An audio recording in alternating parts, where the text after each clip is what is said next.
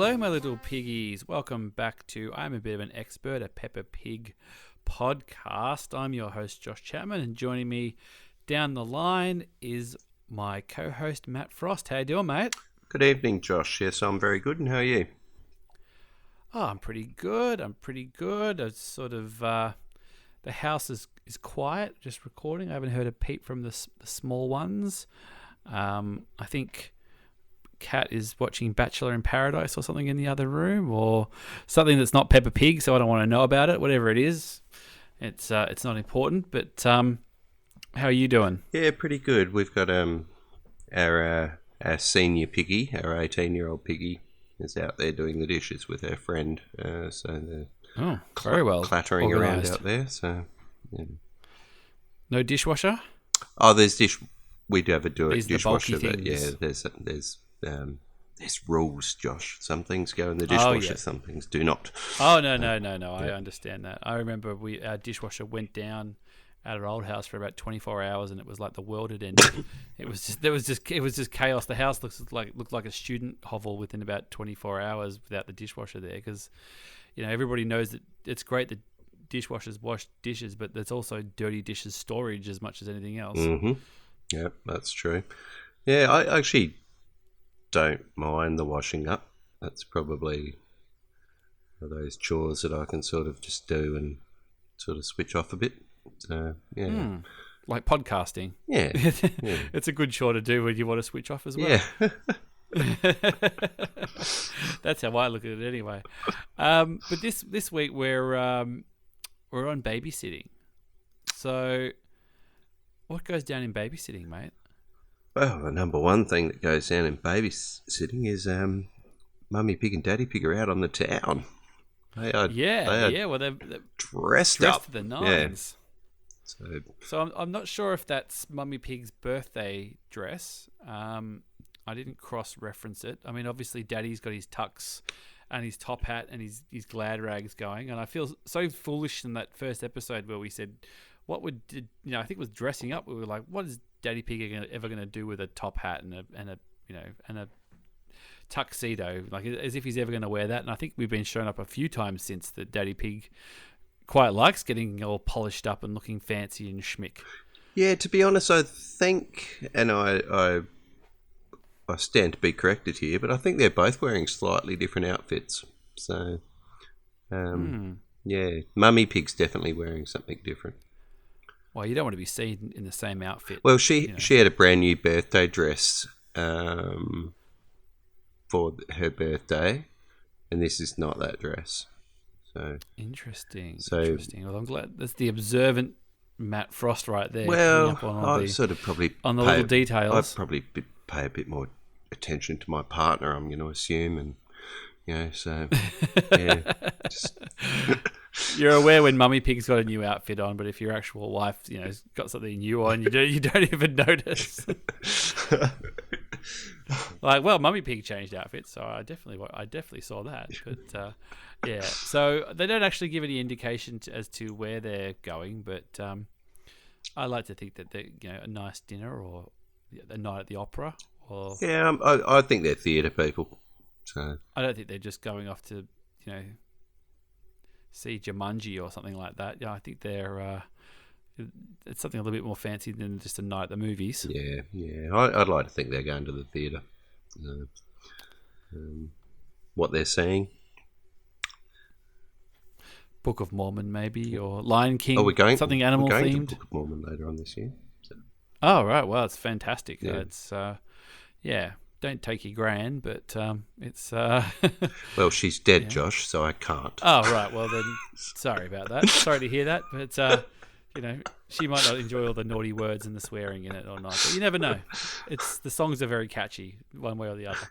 But so Granny and Grandpa Pig aren't dead. They're they're here, and they've been roped in for babysitting, which rings true for our family because Kat's parents live about 5 minutes down the road from us. When we bought our house about a year ago, we sort of consciously looked at an area that was nearby them because they've been very good at helping out and looking after Olive, and haven't looked after Sloanie yet because she's a bit too little, but they definitely have stood in and helped with Olive quite a lot. So having the grandparents coming over, although Olive is quite good at, she'll just happily go there. So we don't necessarily have to have the grandparents come here and do the babysitting. Who's your usual babysitting go-to? Do you have people you lean on?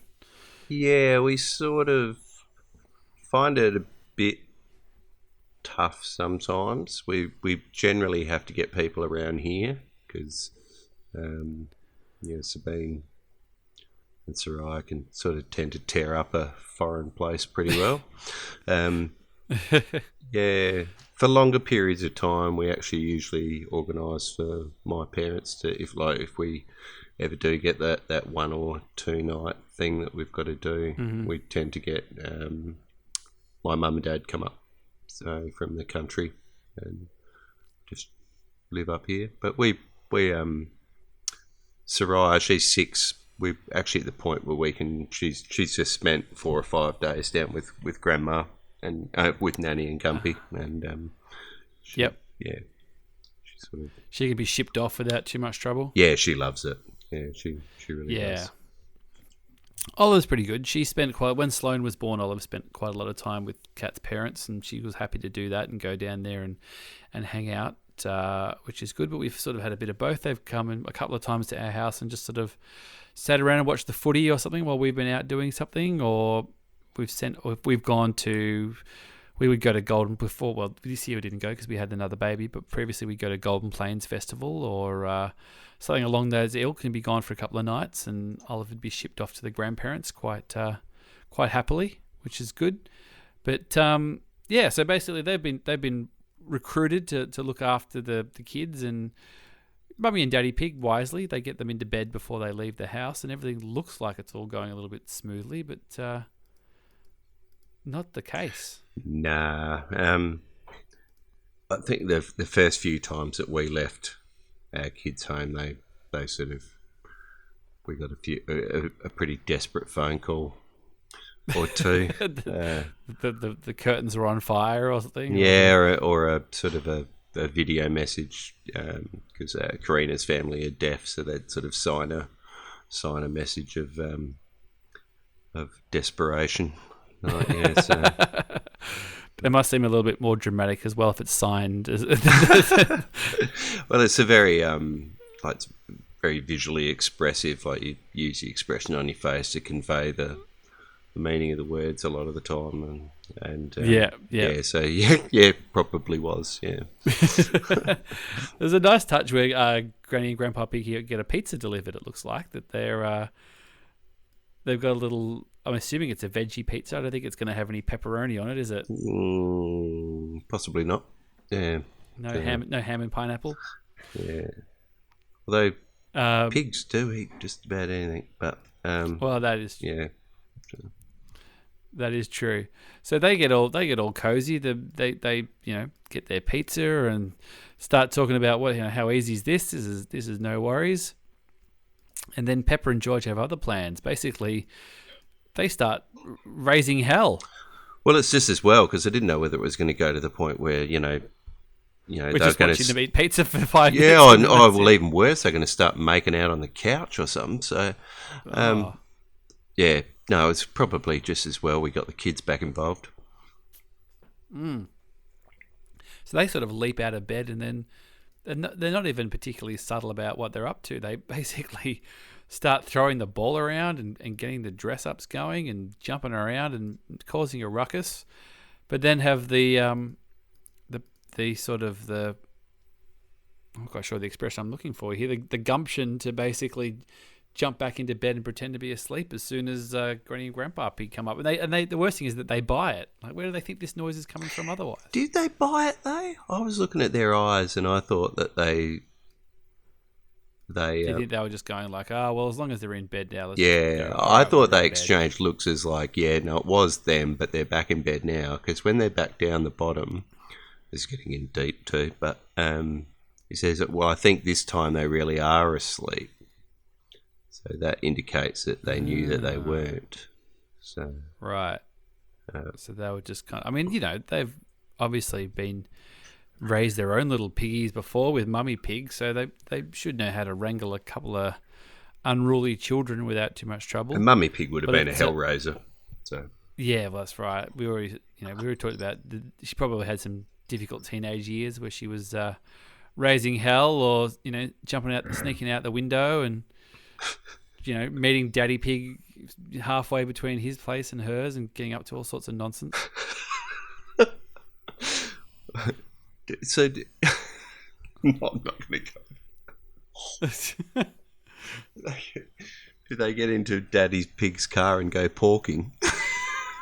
I think it was just a joyriding. I'm like, well, very potentially, but there is potentially. Who knows? Who knows? Yeah, maybe in Daddy Pig's red car. That's why he's so attached to it. Like you can't give up that car because that's where he did his best work back in the day. Yeah. Oh God, I feel like we should just cut this whole bit out. But no, everything stays in here. Who's got time to edit all this stuff out? So basically, they go upstairs. The kids are asleep, and then Grandpa Pig decides to put the telly on, and he's got some lovely gardening TV show going on where they're. I was trying to listen closely with the headphones on and get an idea of exactly what was going on in this gardening show, but it just seemed like it was pretty dry. There was no sort of in-jokes about what the gardening guy was saying or anything like that. I think he sort of refers to chopping off the head of one of the roses or whatever like that. Was quite funny. But yeah, it was. I think it was purposely supposed to be incredibly dry.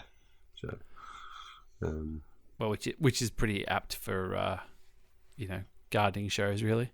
Yeah, yeah. They're not exactly the most exciting. So basically, the kids get out of bed. They come down.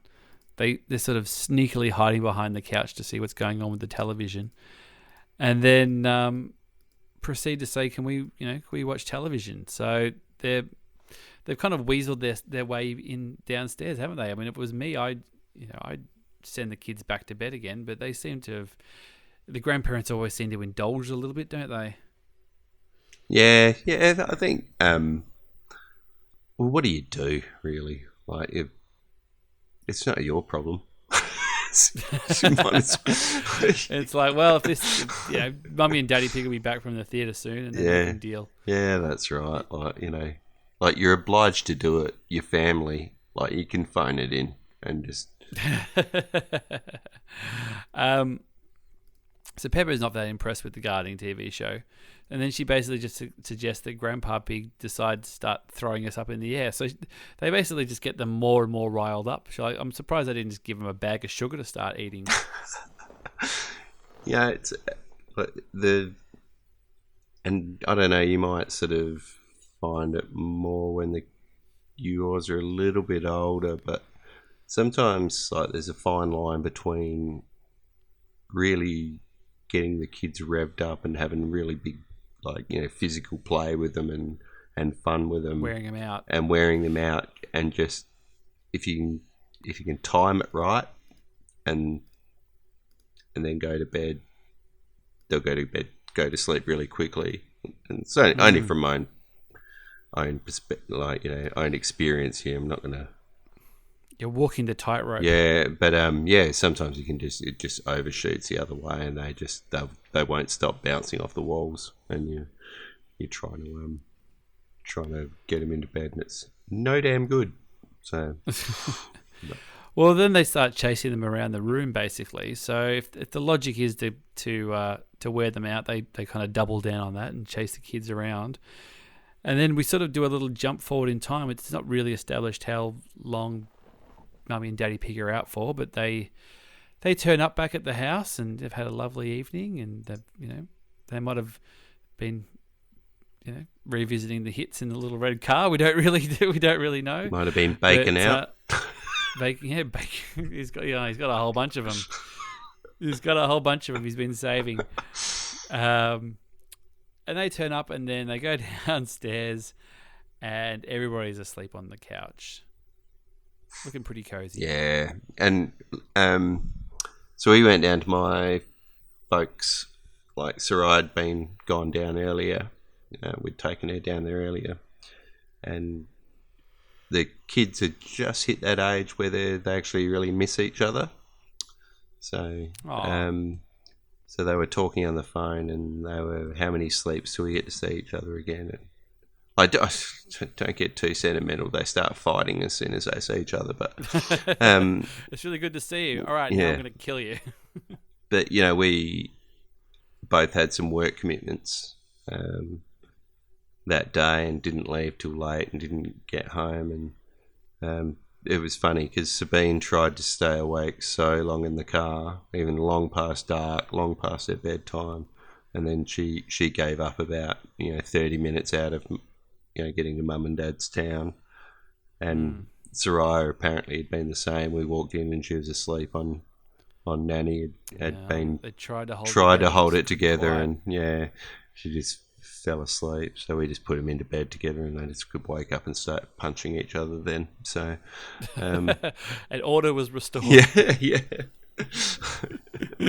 But it was very cute. So that's nice. That's nice. So yeah, not a bad little ep there. So a few little fun things. I think we almost got more mileage about Mummy and Daddy Pig in their fancy outfits than for the rest of the episode. But it was interesting that they, I'm not sure if this is what goes down when our kids are being babysat, where it's sort of all hell breaks loose and the kids are all charged and stuff. But as long as they're all right when you pick them back up, it's nothing to worry about. Yeah, and look, if you were grandparents that had raised kids and done all that discipline stuff like that, like, can you really be bothered to enforce somebody else's rules, like for one night? Nah, you're just gonna phone it in and just get through with the path of least resistance. If that means falling asleep on the couch with them, so be it.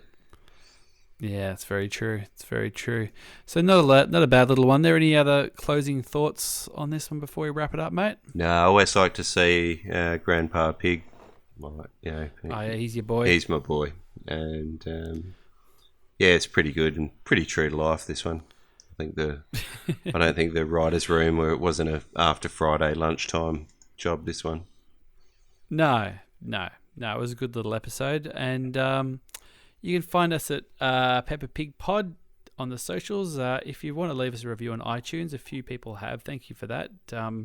Keep that up. That sort of gets us up the ratings on iTunes and things, and more people find the show. I think we're veering closer to 10,000 downloads, which is pretty exciting. I think we'll be hitting that very, very shortly, which is a bit mind-blowing, but we'll take it. Yeah, I'm glad that people enjoy it. Yeah. Yep. I'm not quite sure what the next episode is. I don't actually have it in front of me, but we'll, you'll know it when you see it. We'll have to get onto the research department and we would call it the research department on that one. Send us up our notes and our production meetings, and we haven't got our cue cards in our, our writers' room who do all our jokes and things. You think this doesn't come off natural, off the cuff. It's all very carefully scripted. That's right. Yeah. It's a well-oiled machine. So thanks a lot, Matt. Yeah, thank you, Josh, and good night, my little piggies. Yeah, we're playing a tune and we're singing a song with a bang and a bong and a bang. Bong, bang, boo, bing, bong, bing, bing, bong, bingly, bongly, boo. Bong, bing, boo, bing, bong, bing, bing, bong, bingly, bongly, boo.